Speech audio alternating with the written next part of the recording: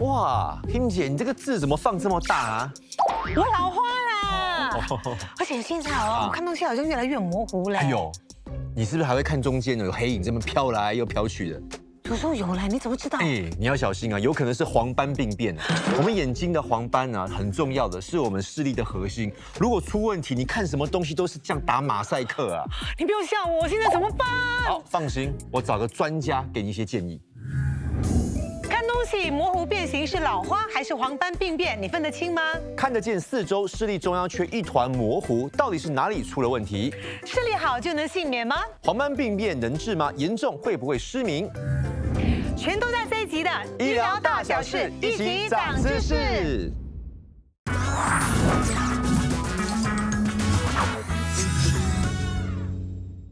Kim 姐啊，这个黄斑病变呢，听起来虽然很陌生，但是它是很严重，会直接影响到我们的视力啊。没错，它不是简单的视力退化哦。那具体呢，它会带来怎么样的影响？我们有请专家来告诉我们。马上有请眼科专科医生陈伟霆，欢迎。还有2位艺人嘉宾吴玉医师，还有黄炯耀。欢迎3位，来，有请啊。那今天呢，就是聊跟我们的灵魂之窗有关哈。是，你们的眼睛看起来很明亮。我从小3的时候我就开始近视了哦，然后100多度到300多度，我现在好像是650度要到700度了。哇，那蛮重度的，你看不出来，因为他眼睛还是炯炯有神哦。对啊，只要没有戴隐形眼镜，没有戴眼镜，我是基本上是看不到东西。对。小王哥印象中你好像视力应该都不错吧？曾经如果有看95才华横溢出新戏，我就知道我左眼差一点瞎掉。真的吗？发生什么事？当年就是因为参加才华的时候，然后就太忙，对，然后那个隐形眼镜没有洗干净，然后这样戴的时候有微粒，就磨损了我的 cornea，然后就细菌感染发炎，然后就一直流泪，然后就是眼睛会痛，然后看医生，医生就让我住院。治疗的过程呢，我左眼是流脓的。我当时人生第一次觉得说自己要瞎掉了怎么办？哇！因为当时左眼是看不到东西的，已经是完全吗？还是蒙而已？是看不到东西的。哇，那很恐怖。所以当时是真的会怕。我还记得当时我的样子是很丑的。哦，因为一只眼睛。对，因为眼睛已经2个星期包着纱布，然后治疗。我当时要上场才拿下来的时候，你看我很丑，整个病态，然后眼睛是一大一小这样子的。然后又没有那个距离感，所以很辛苦。当时是。不过话说，我们还是要聊这个主题，就是黄斑病变了。我没有听过黄斑病变哎。要了解黄斑病变，要先了解黄斑部或者黄斑区在什么地方。我们用这个眼球的模型哈来看一下。我们从前面看只看得到角膜，所以之前炯耀哥是细菌感染是在角膜上，对，然后看到里面的就是我们的虹膜，然后瞳孔，对，那个黄斑呢是处于就是眼球内部，所以眼球内部这个接收光线的器官我们叫视网膜，视网膜的中心的核心这个小黄点。所以黄斑部它是我们的就是那个细胞，就是视觉细胞最集中的一块，它的功能就是主管中央视线跟颜色辨识。所以比如说你阅读、开车，还是说你辨识人的脸特征，什么都是靠黄斑部的功能。就是说它一旦就出现什么问题的话，那会引起说就是中央视力模糊，看东西有时会变形扭曲，然后有时候会发现说中央视野有暗点，还是有时候灰暗遮挡着。这个它是一个不能够再生的组织，一离合什么？对，听起来真的蛮恐怖的哈。所以黄斑病它不是单一一种病，它是其实一组合专门影响黄斑部的疾病。OK，然后最常见我们叫老人黄斑病变，然后肯定没听过，可是英文就是我们的名称是叫 AMD。在我国，随着人口老化，老年黄斑病变的发病率估计为5%，就是说在100位年过40的活人当中，可能有5位会患上老年黄斑病变哦。我先给大家介绍一下，然后做一个简单的就是中央视力测试哈。这个我们叫阿姆斯勒放格表 Amsler chart， 对，所以在家里不用每天做了，就是可能就是几个月可以检查一次。然后光线要充足，然后要均匀哈，不要说后面打灯然后有昏暗哈，就是要均匀的。我们这边够充足，够充足对。然后戴着眼镜，就说日常戴的老花镜还是用来阅读的眼镜。炯耀哥也是有啊，有老花，叔叔已经100年纪了。然后就是放在就是眼睛的视平线大概30厘米的距离，就是正常阅读的距离。好，然后遮盖这一只眼睛。好，侧视眼呢就对着中心的黑点。第一，中心的黑点看得到吗？看得到。看这中心的黑点，周围的格子都均匀吗？大小均匀？有没有说格子看得不清楚？还是线条歪曲、扭曲？还是那个线条间断？大小均匀，可是有些地方会蒙，怎么办呢？那个可能就是要进一步测试哦。然后要是测试完了觉得没有问题的话，那就换一下眼睛，另外一只眼睛一样的步骤哈。哦，左眼的很清楚，可是右眼刚才有些地方真的蒙了嘞。那可能真的要进一步检查。要是说没有说这个特别的这个方格表，其实在家里可以用自家的说那个门框窗框都可以。然后就是也是一样，就是轮流的用眼睛看一下那个窗框跟那门框是直的吗？有没有歪曲？对，要是然后觉得这边正常，那边歪曲了，当然是那只歪曲的出现问题，那要尽早求医。OK， 所以大家不妨可以在家里自己做这个检测是测试哈。所以我们可以看一下，就是那个阿姆斯特方格表，它正常视野的话，就是中间看得到那个黑点，对，旁边的格子大小都均匀，线条都均匀的 OK，然后没有间断，也没有说那个线条歪曲 OK，然后你看到第二个，你看得到中间的地区变形了，那个线条扭曲变形了。然后另外一个就是中间的那个黑点都看不到，有一个暗影还是一个盲点遮挡到，那个变形跟那个暗影遮挡都是属于不正常，可能是黄斑病变。OK， 那问一下医生呢，就是能不能跟我们解释一下这个眼疾到底是怎么样一个情况？好，可以。我们首先看一下，就是健康的那个中央视网膜的样子，所以看得到那个视神经旁边的血管，中间有一个深红色的地区 ，OK， 那个是正常黄斑区的样子 ，OK， 所以这是健康的一个眼睛的图片。了解。老年黄斑病变可以分为2种 ，OK， 2大种类。第一种呢是干性的黄斑病变，我们叫 dry AMD。第二种是湿性的黄斑病变，我们叫 wet AMD。然后干性的黄斑病变比较常见。占总案例的大概就是85%到90%，它病情一般比较轻微，然后它还可以分为就是初期、中期跟晚期。它初期的时候呢，其实一般上患者是没有任何眼睛的症状，是在立场检查的时候，然后我们说散瞳眼底检查，发现说黄斑部有那些淡黄色的一些斑点，就是我们医学名称叫做玻璃疣。然后这个玻璃疣它的那个体积可能会增加，然后数量会增加。它要是增加到一个很大的密度，它已经说变成好像一团那个蛋白的，中间有一对，那个就是玻璃疣这个就属于中期的干性黄斑病变。OK， 在这个阶段已经可能出现一点说视力觉得有一点模糊有一点改变了。这个病情再恶化下去的话，进到晚期，那个黄斑区会整个枯萎、干枯因为它的功能受到阻碍，它整个枯萎、干枯的时候，你会发现说整个地区变白然后这个我们也可以称为是地图样萎缩这个是晚期的，就是干性黄斑病变。到这个阶段，中央视力一定受到影响那还有另外一种是？另外一种就是湿性的，就是我们叫 wet AMD， 那个比较严重，那种说它的病例虽然不到2成，可是导致说这些老年黄斑病变患者失明的主要原因。湿性的黄斑病变为什么叫湿性？是因为呢，就是眼睛那边出血。它的标志性我们叫脉络膜新生血管，就是在黄斑区下面长了不正常的血管，这些血管可能会出血，会渗漏，所以导致黄斑水肿。那个结构变形，那时候病患就可能发现，我的视力就看东西，那个线条歪曲了，那个形状变形了就是因为出现了这种情况。这些不正常血管最终会结疤，我们叫盘状瘢痕。OK 但这个阶段就是中央视力是永久性丧失了。他走路其实还 OK， 他不会撞东西。可是要是朋友说从远处有人跟他挥手，他看不到，他知道有人跟我挥手，谁那个面部看不到。那饮食有什么要注意吗？那饮食方面有一般建议就是营养均衡，可以考虑多摄取说护眼的维生素比如说维生素 A、维生素 C、维生素 E， 然后叶黄素、玉米黄素、Omega 3等抗氧化剂。这些维生素跟抗氧化素对于眼球就是眼部的整体健康都有帮助。要知道，就是叶黄素跟玉米黄素是视觉细胞新陈代谢所必须的维生素。可是我们人体本身是不能够自行生产这些维生素，饮食摄取。对，所以需要靠饮食来摄取。医生，那刚刚你说的是老年黄斑病变嘛？那年轻人也会得黄斑病变吗？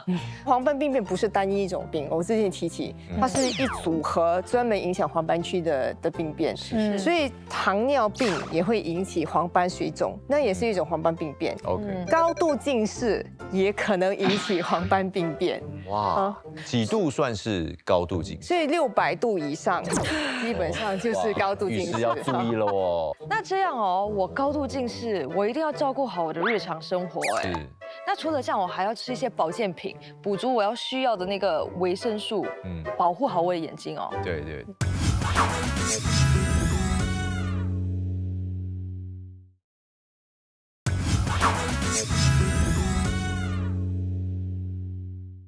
好，那欢迎中医师加入我们的讨论哈。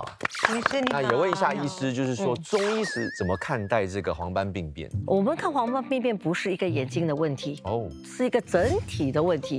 那么整体的问题呢，在临床上呢，我们就是觉得3个比较常见的，比如我们最常见的是脾胃虚弱。中医它有一句话是脾主黄斑，就是脾胃不好的人呢，大部分都会有黄斑病变。哇，比如说吃饭呢，常常觉得肚子胀，或者是常常打嗝，或者是泛酸，或甚至身体好像总觉得有很多气要排出去那样的感觉。那么这也是可能跟个人的脾胃虚弱，或者他以前吃饭不看时间这一点我们中医是比较注重的。那么另一点呢，就是肝肾阴虚，肝就是肝气郁滞肝气郁滞就是这个人很容易动不动就焦虑啦、不安啦，好像很容易担心，然后还有就是很容易发一点小脾气。肝气郁滞的话，你就会影响到脾胃了。那么另一个呢，就是我们讲的那种阴虚火旺啊。阴虚火旺其实是说这个人其实很虚了啦，可是他虚到来，他又化成日。所以就是这几个做临床上，我们常常看到这样的一个阵型。哇，林医师，你为我们准备的这是什么汤啊？这个是枸杞子菠菜鸡蛋花汤。哇，看起来就是五颜六色，很营养的，又好看又好吃。我们常说，如果是黄斑病变的话呢，最好就是吃有关于红绿灯的那个颜色的食物。OK， 真的嘞，这个是红绿灯吗？对，你可以看到有红，然后有绿，还有黄，对吧？什么红绿灯的颜色的食物？用的食材有哪一些呢？主要是以一个鸡汤来做一个基底的汤。OK， 之后呢，我们就放入干贝。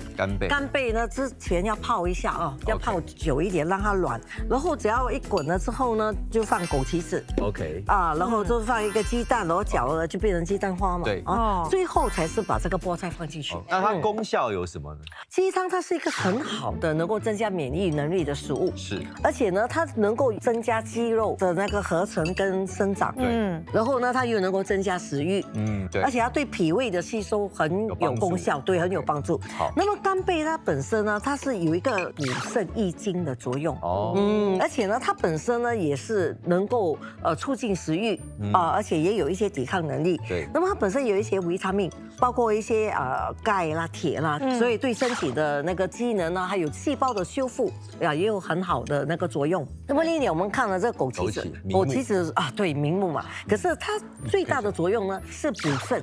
而且是补肾阴，而且呢，枸杞子呢，大家都知道它有很丰富的维他命 A， 包括叶黄素啊、玉米黄素啊都有，还有贝塔的红萝卜素，那么还能够降低血糖、降低胆固醇。对当然讲到鸡蛋呢，大家会想到胆固醇，其实呢，鸡蛋呢，它是一个很高的一个蛋白质的食物而且呢，对中医来讲呢，它还有一个卵磷脂，这个卵磷脂对细胞的修复是起着很大的作用的。那么除了维他命 A、D、E、K， 它还有维他命 B 族群，所以鸡蛋呢，我们是非常的推崇的。这个汤平时啦可以多常喝我觉得1周喝1、2次没有问题而且它适合每一个年龄层。当然我们是针对中老年，可是如果年轻人他想喝的话，应该也没有问题。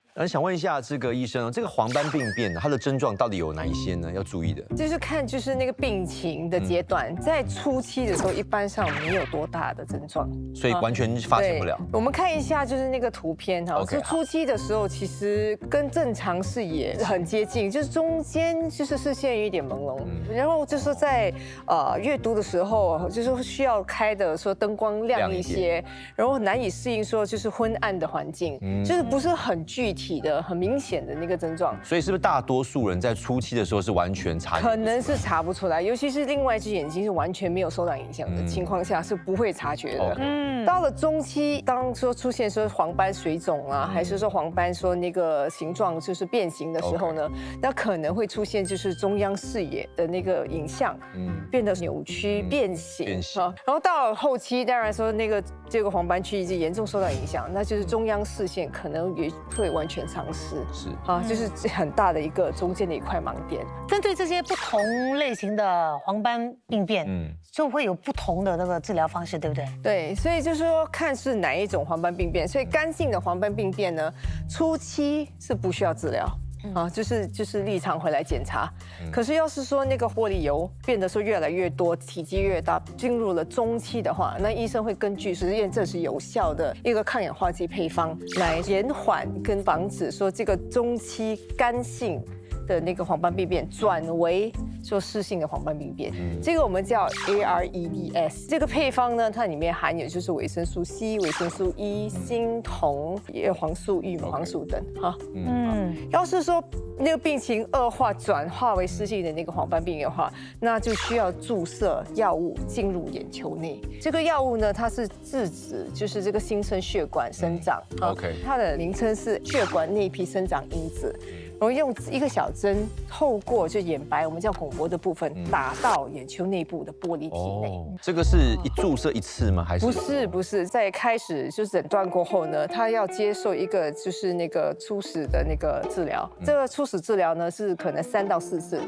然后每个月呢，就是需要打1次。这个初始治疗过后呢，就看说这个病情有没有恶化。有些人还是持续需要每个月注射1次，然后有些病患呢，他就是病情有改善，那就是他的那个治疗频率可以降至6到16个星期1次。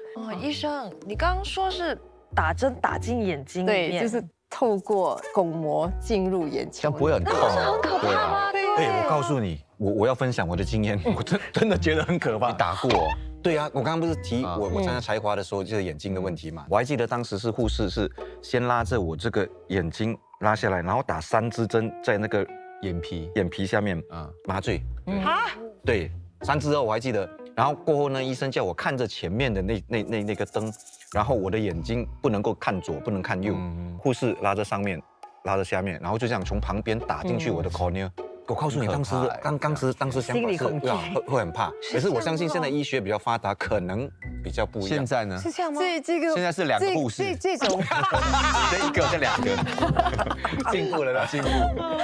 这个跟您打的那个针不太一样，因为你打的是在眼角膜上，然后你看得到。是这个呢，第一我们用的针头很细，然后就是说它不容易伤到眼睛。在就是注射之前，我们会点就是局部麻醉眼药水，然后跟那个护士跟医生会跟病患说，第一就不要怕，对这个通常是心理上的恐惧，它其实不会很痛。然后第二呢，说眼睛看一个方向，通常我们叫它转一边。就是看旁边，就有看得到那个巩膜的地方然后眼睛不要晃动就是这样子，然后很快的我们就注射。如果不小心眨眼怎么办呢？通常我们会放一个夹子，把就是眼皮把撑上来，然后就是说注射过后，要是出现说眼睛很疼痛、眼皮肿胀、分泌物很多、视力突然间下降，那可能是出现了并发症，就细菌感染啊，还是中央动脉阻塞之类的东西。所以那个要马上回到就是医院去求医哦。那日常呢？日常生活中我们还能够做什么保养吗？医生？主要的保养就是要是有3高的话，要控制3高。然后要控管三高，体重，停止吸烟。OK 要是已经发现说有黄斑病变的话，那一定要定期回去复查，然后可以在家里说就是用阿姆斯特黄格表来测试一下，哎，病情有没有变化啊？然后要是其他就是说好像控制近视的加深，对，到户外就是运动的时候就是戴一个太阳眼镜，就是防紫外线。最后就是说，即便说没有眼睛的疾病的话，上了年纪，一般上年过40，我会建议说还是需要说就是立场做一个全面的眼睛检查。当然说，要是自己本身有其他的病，那就要更勤于检查眼睛。了解。所以在我们近视越来越深之前，我们一定要好好的预防啦，比如说多吃一些保健补充品啊，给我们的眼睛所需要的养分哈，特别是高度近视。对，记得是我会开始照顾好我的眼睛的。好，加油加油！那医师有什么还可以给我们补充的吗？我还是强调就是那个养生概念啊，就是说3餐一定要有吃，那早睡早起啊。是有营养的东西哦。那我们要赶快结束了，收工啊！赶快结束，早睡早起，我们要赶快结束了。11点一定要入睡哦。是保持2便的顺畅，这个很重要。大小便一定要顺畅，然后要经常运动哦，不要喝寒凉的东西、冰冷的东西或者生的食物，这个很重要，保护你的脾胃，保持情绪的稳定啊，不要随便的发脾气啊。尤其是女性啊，很喜欢动不动就断食啊，就是说中医是非常反对这样的概念啊，减肥，总觉得自己很胖，然后一天只吃1餐或者吃半餐啊，或者早餐不吃，或者是午餐不吃，因为这个长久下去都对脾胃造成很大的伤害。拥有一对健康又明亮的眼睛，对我们来说是非常非常重要的。是在这边要谢谢我们的陈医生，还有林医师跟我们分享那么多，还有谢谢九号哥以及玉师，谢谢。好，记得喽，跟我们一起医疗大小事，一起长知识，下次见，拜拜。